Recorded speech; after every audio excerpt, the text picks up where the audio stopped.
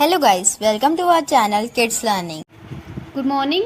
आज हम हिंदी का अनुच्छेद लेखन करेंगे नदी यानी कि रिवर।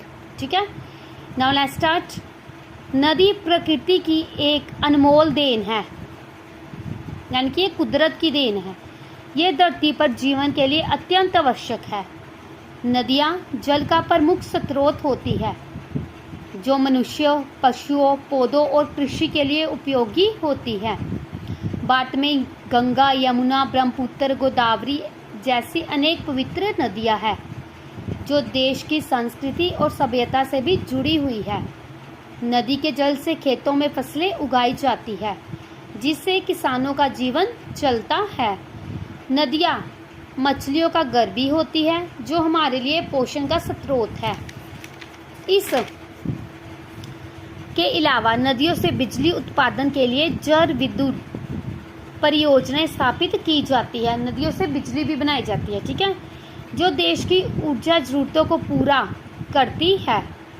लेकिन नदियां आज प्रदूषण और अंधाधुंध विकास के कारण खतरे में है। क्यों? प्रदूषण यानी कि गंदा, लोग क्या करते हैं, नदियों में कूड़ा करकट फेंकी जा रहे हैं। ठीक है, प्रदूषण युक्त हो गया नदियां। औद्योगिक कचरा, घरेलू गंदगी और रासायनिक पदार्थ नदियों को दूषित कर रहे हैं।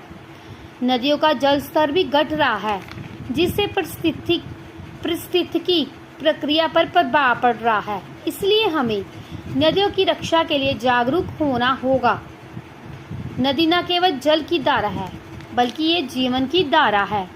हमें नदियों का सम्मान करना चाहिए, उनका संरक्षण करना चाहिए। संरक्षण मतलब उनकी रक्षा करनी चाहिए और उन्हें स्वच्छ जल रखने के लिए प्रयास करना चाहिए।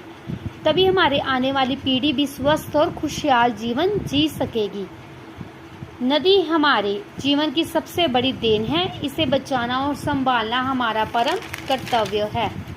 ठीक है, 1.5 पेज का अनुच्छेद लेखन आप कर सकते हो पेपर में। ओके।